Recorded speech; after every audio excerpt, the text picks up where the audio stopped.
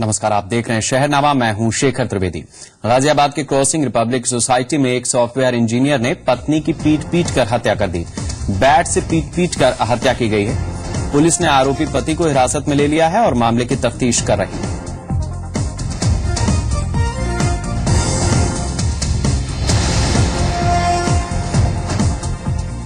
खबर आगरा से, जहां शाहगंज थाना इलाके में तमोली पाड़ा में एक 22 साल के लड़के की पीट कर हत्या कर दी गई।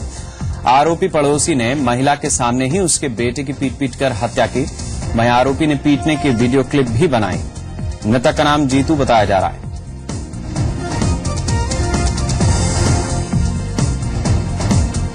विवेक पाठक हमारे साथ जुड़े हुए हैं। विवेक, क्या है पूरा मामला? देखिए, मैं आपको बता दूं, ये थाना शाहगंज इलाके का मामला है, जहां पर बताया जा रहा है कि दबंग पड़ोसी ने उसके एक युवक को जो है उसकी मां के सामने ही जबरदस्ती जो है पीट कर उसकी हत्या कर दी है। ये कुछ पूरे मामले में अगर पूरे बताया जाए कि कल 2 दिन से इन दोनों परिवारों के बीच में आपकी दीवार चला रहा था। ऐसे में जो दबंग जो परिवार है, दबंग युवक वहां उसके घर में आ जाता है, उसकी मां के सामने ही उसको पीटना शुरू करता है। काफी हल्ला मचने के बावजूद भी किसी की इतनी हिम्मत नहीं होती है कि वो वहां जाकर कोई भी युवक को बचा सके। ऐसी स्थिति में लगातार जब उस युवक को बड़ी गंभीरता के साथ मारपीट किया गया तो उसमें मौके पर उसकी मौत हो जाती है।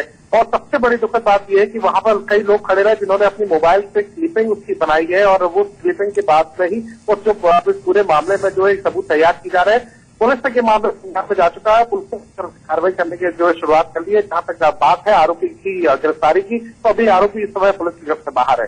जी, जानकारी देने के लिए शुक्रिया।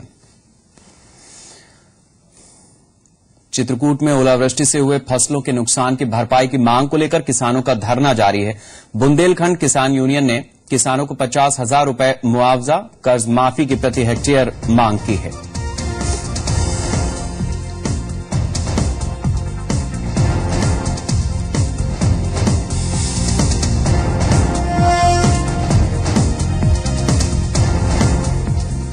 खबर लखनऊ से, यहां यूनिवर्सल बुक डिपो पर ट्रेड टैक्स का छापा पड़ा है। आपको बता दें कि इंदिरानगर के शोरूम में करोड़ों की टैक्स चोरी की आशंका जताई गई है। ट्रेड टैक्स विभाग की 5 टीमों ने छापेमारी की है।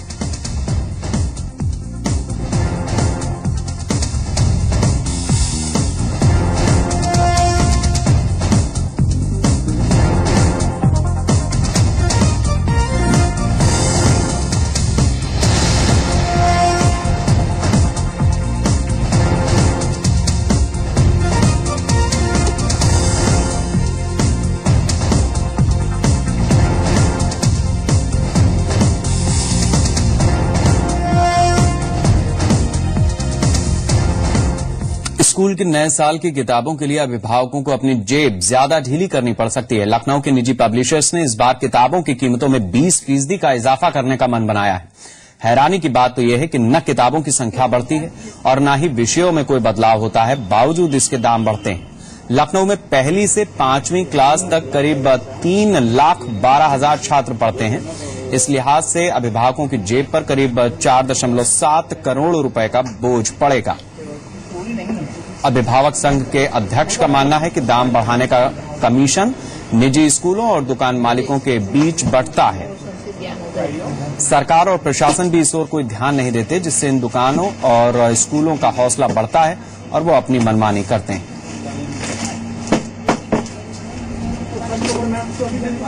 प्रबंध तंत्र है, शिक्षा प्रबंधक और जो पब्लिशर है, उनकी मिली भगत है। इनकी मिली भगत से अभिभावकों का शोषण के निरंतर कई दशकों से किया जा रहा है, और इसमें करीब 15 से 20% तक की जो ये कॉपी किताबें होलसेल की हैं, लोग मिल करके पब्लिशर और प्राइवेट स्कूलों पर मिल करके अभिभावकों को शोषण कर रहे हैं।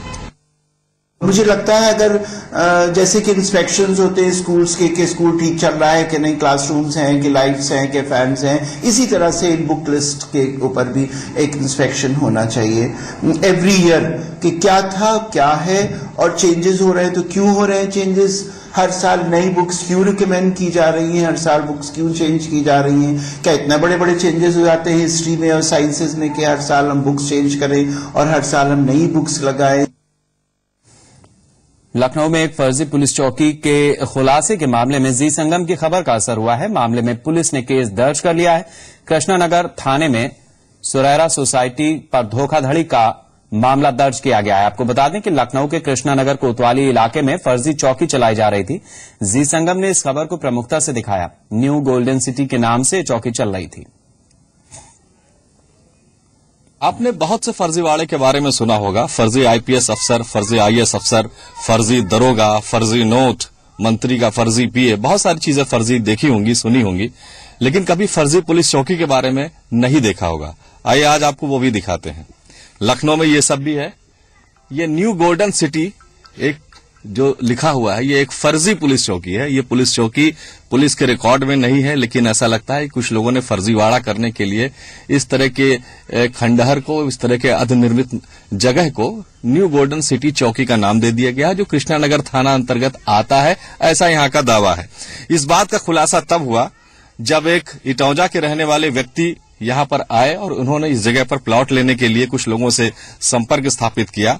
कुछ विवाद हो गया उनका, और उनके इसके बाद कुछ लोग जो खुद को पुलिस कह रहे थे, वो लेकर के उनको इसी चौकी में आए और उनको डरा धमकाकर उनसे 5,000 रुपए ऐंठ लिए।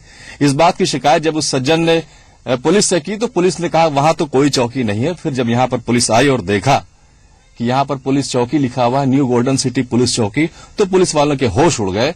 और फिर उसके बाद ये साबित हुआ कि इस तरह की एक फर्जी पुलिस चौकी भी कृष्णानगर इलाके में चल रही है। ये भी अपने आप में एक अजूबा है कि तमाम तरह के फर्जीवाड़ों के बीच अब फर्जी पुलिस चौकियां भी खुलने लगी हैं। लोग फर्जी पुलिस चौकी खोलकर खुद को फर्जी पुलिस बनाकर लोगों से पैसे रुपये ऐंठते हैं। कैमरा पर्सन रज्जन के साथ मैं विवेक तिवारी, जी मीडिया, लखनऊ।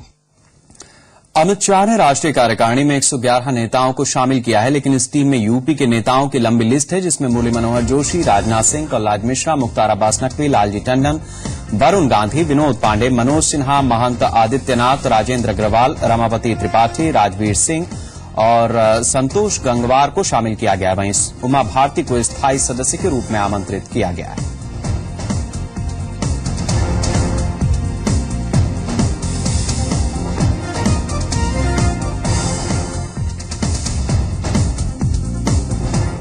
जिला बार एसोसिएशन के सदस्य थोड़ी देर में इलाहाबाद हाईकोर्ट के चीफ जस्टिस से मुलाकात करेंगे। समय बड़ी खबर।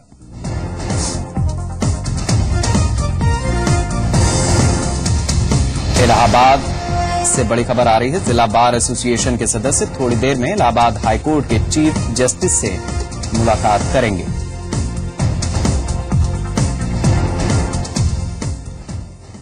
इलाहाबाद में वकील की हत्या से नाराज वकीलों ने आज यूपी के कई जिलों में अपना विरोध प्रदर्शन किया। आपको बता दें कि पूरे यूपी में आज बार काउंसिल आह्वान पर प्रदेश के सभी अधिवक्ता हड़ताल पर हैं। वकीलों की मांग है कि जल्द से जल्द आरोपी दरोगा को गिरफ्तार किया जाए। कल इलाहाबाद में दरोगा ने वकील की गोली मारकर हत्या कर दी थी, जिसके बाद हालात बेकाबू हो गए।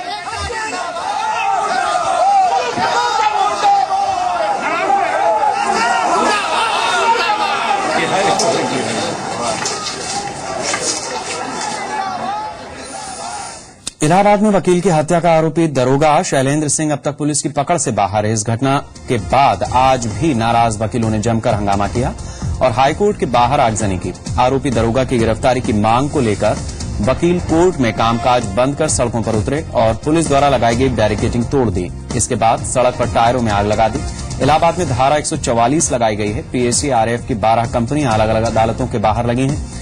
आने जाने वाले रास्तों पर पुलिस की निगाह है। उधर इलाहाबाद हाईकोर्ट बार एसोसिएशन की बैठक में फैसला हुआ कि 2 दिन तक हड़ताल जारी रहेगी। फायरिंग में मारे गए वकील आरिफ नबी को भारी सुरक्षा बल के बीच उनके गांव में दफना दिया गया। आज पूरी तरह शांति है। पुलिस ने बहुत अच्छे बंदोबस्त किए हैं। सारे मजिस्ट्रेट, पुलिस अधिकारी लगे हुए हैं। भारी संख्या में पुलिस फोर्स डिप्लॉय किया गया। हम सब लोग तो वैसे ही मोबाइल में हैं। आप देख ही रहे हैं कि पूर्ण शांति है और हर जगह जितनी भी जगह सेंसिटिव है पूरा अच्छा पुलिस का बंदोबस्त किया गया है, जिससे आम आदमी को कोई दिक्कत भी न हो और कोई भी एंटी सोशल टाइप का जो व्यक्ति है इसका फायदा न उठाने पाए। इलाहाबाद में वकील हत्याकांड मामले पर यूपी सरकार के मंत्री अरविंद सिंह गोप का कहना है कि जांच के बाद जो दोषी होगा उसके खिलाफ कार्रवाई होगी। उन्होंने कहा कि विपक्ष बेवजह हंगामा कर रहा है। घटना घटी है, उस पर कार्रवाई हो रही है और पुलिस की पूरी नजर है कि घटना न घटने पावे। इलाहाबाद की घटना से नाराज सैकड़ों वकीलों ने कन्नौज में जमकर हंगामा किया और जीटी रोड पर जाम लगा दिया। वकीलों के पुलिस के खिलाफ नारेबाजी की और पुलिस का पुतला फूंका। प्रदर्शन कर रहे वकीलों ने बैरियर में लगाए गए स्तंभों को भी आग में झोंकने की कोशिश की।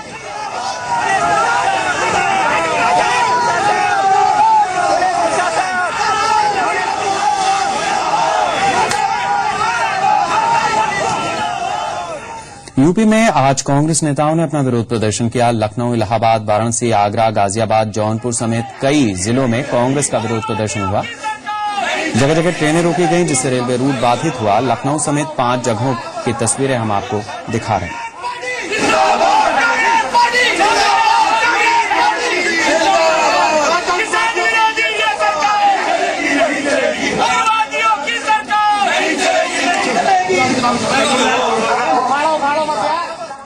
जमीयत उलेमाए हिंद ने यूपी सरकार को चेतावनी दी है कि अगर यूपी सरकार ने मुस्लिमों को 18% आरक्षण देने का अपना वादा पूरा न किया तो जमीयत यूपी में जेल भरो आंदोलन चलाएगी। लखनऊ में हुए एक कार्यक्रम के दौरान अखिलेश सरकार से मांग की गई कि प्रदेश में बरसों से बगैर चार्जशीट के बंद मुसलमान युवकों को रिहा किया जाए। इसके अलावा दंगा पीड़ितों के मुआवजे के लिए कानून बनाने की भी मांग की गई। कार्यक्रम में पहुंचे कल की पीठ के आचार्य प्रमोद कृष्णम ने जमीयत की मुहिम को समर्थन का ऐलान किया है। कि मौलाना महमूद मदनी साहब, हमने आपका चेहरा देख लिया और हम मुतमईन हो गए। सवाल नीयत का है और जमीयत की नीयत साफ है, इसीलिए मैं आंख बंद करके आपके प्रस्ताव का समर्थन करता हूं। सहारनपुर जिला मथुरा के कोसी कला और प्रतापगढ़ के स्थान वगैरह मकामात में देखने में आया। सिर्फ उत्तर प्रदेश में 2011 में 247, 2014 में 140 फिरका वाराना वाकयात हुए हैं। इसलिए उत्तर प्रदेश हुकूमत से इस कॉन्फ्रेंस का मुतालबा है कि फिरका वाराना फसादात की रोकथाम और उनके मुतासिरीन को माकूल मुआवजा देने के लिए ऐसा जामे और मुअस्सिर कानून बनाया जाए। और सीतापुर में राज्यपाल राम नाईक ने कहा कि जिस तरह से गंगा मैली होने के बावजूद आज भी हमारी आस्था का केंद्र बनी हुई है, उसी तरह नैमिषारण्य तीर्थ भी हमारी आध्यात्मिक और सांस्कृतिक पहचान है। यहाँ ऋषि मुनियों ने तपस्या की है, ये प्रमुख धार्मिक स्थानों में शामिल है। उन्होंने कहा कि जो देश या समाज इतिहास भूलता है वो भविष्य नहीं बना सकता, इसलिए इन धरोहरों को संवारने की जरूरत है और सरकार के साथ समाज को भी इसमें भागीदारी निभानी चाहिए। राज्यपाल राम नाईक सीतापुर के नैमिषारण्य में रामकथा सुनने आए थे। किसी को कहे या न कहे, नैमिष ये पर्यटन स्थान है और इतने लोग बाहर से आते हैं, लगातार आते हैं, तो उसकी एक जो भूमिका है वह भूमिका किसी ने सर्टिफाई करने की जैसी नहीं है। अपने आप में देश का ये पवित्र स्थान है। उन्नाव में 10 साल की बच्ची के साथ रेप का मामला सामने आया है। रेप का आरोप पड़ोस के ही युवक पर है। पुलिस मामला दर्ज कर छानबीन में जुटी है। गंगा घाट थाना इलाके की ये घटना है।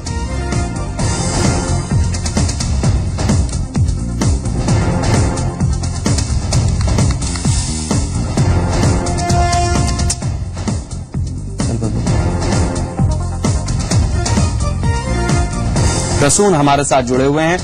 प्रसून, ये बताइए कि पूरा मामला क्या है और साथ ही पुलिस ने अब तक क्या कार्रवाई की है? देखिए, ये 10 साल की बच्ची है जो अपनी मां को देखने के लिए घर से बाहर खेत के लिए निकली थी, क्योंकि मां उस समय मौजूद नहीं थी। तभी एक पड़ोस के ही युवक ने लड़की को अपनी अवध का शिकार बना डाला, जिस जो लड़की के परिजन है वो खेतों पर गए। बच्ची को देख करके उन लोगों ने थाने में तहरीर दी है। पुलिस ने प्रारंभिक मामला दर्ज किया है और लड़की को मेडिकल परीक्षण के लिए भेजा है। वहीं आरोपी युवक की तलाश तेज कर दी गई है। जी शुक्रिया इन जानकारियों के लिए। मुख्यमंत्री अखिलेश यादव के बांदा में आने से पहले महोबा जिले में भारी मात्रा में विस्फोटक मिलने से पुलिस प्रशासन के बीच हड़कंप मच गया। कबराई थाना क्षेत्र से पहरा गांव के पास पुलिस टीम और क्राइम ब्रांच ने एक पिकअप से बड़ी मात्रा में विस्फोटक बरामद किया, जिसमें 36 बोरी अमोनियम नाइट्रेट, 165 ईडी, 1400 सेल शामिल हैं। विस्फोटक सामग्री जिले से सटे मध्य प्रदेश के रास्ते लाई जा रही थी।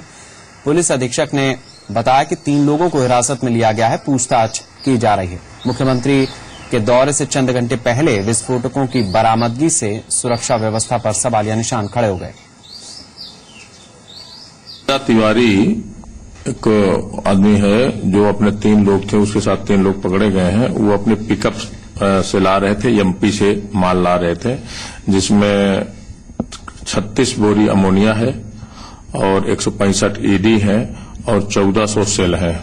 ये पहरा मोड़ पर आज सवेरे हमारे गश्त कर रहे पुलिस द्वारा देखा गया, तलाशी की गई, उसको रोक करके तो वो पकड़ा गया है। उनके विरुद्ध मुकदमा पंजीकृत कर दिया गया है, 3 लोगों के विरुद्ध, और मुकदमा पंजीकृत करने के बाद अब अगली कार्रवाई जारी है। मुख्यमंत्री अखिलेश यादव ने विधानसभा में बजट पर चर्चा का जवाब देते हुए कहा कि यूपी सरकार की योजनाओं का लाभ जनता को मिल रहा है। विधानसभा की कार्यवाही कल सुबह 11 बजे तक के लिए स्थगित कर दी गई है।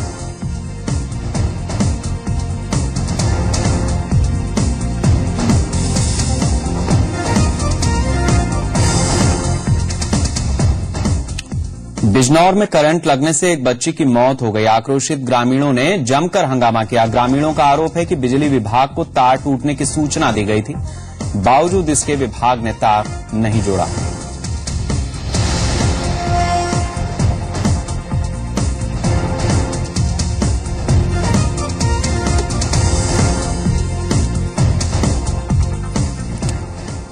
सहारनपुर में अवैध शराब बरामद की गई है। आबकारी विभाग के इंस्पेक्टर और गागल हेड़ी के थाना इंचार्ज की अगुवाई में कार्रवाई की गई। अवैध शराब कैंटर में ले जाई जा रही थी। अवैध शराब की 1000 पेटियों समेत एक शख्स को गिरफ्तार किया गया।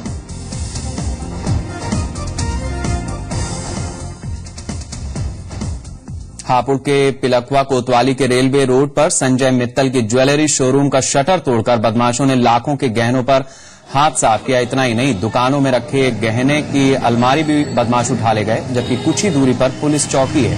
पीड़ित का कहना है कि पुलिस ने ही घटना की सूचना दी। पुलिस मौके पर पहुंचकर फिंगरप्रिंट और डॉग स्क्वाड की टीम जांच में जुटी है।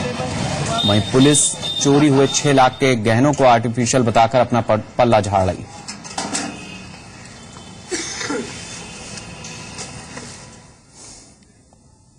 इस बुलेटिन में इतना ही। नमस्कार।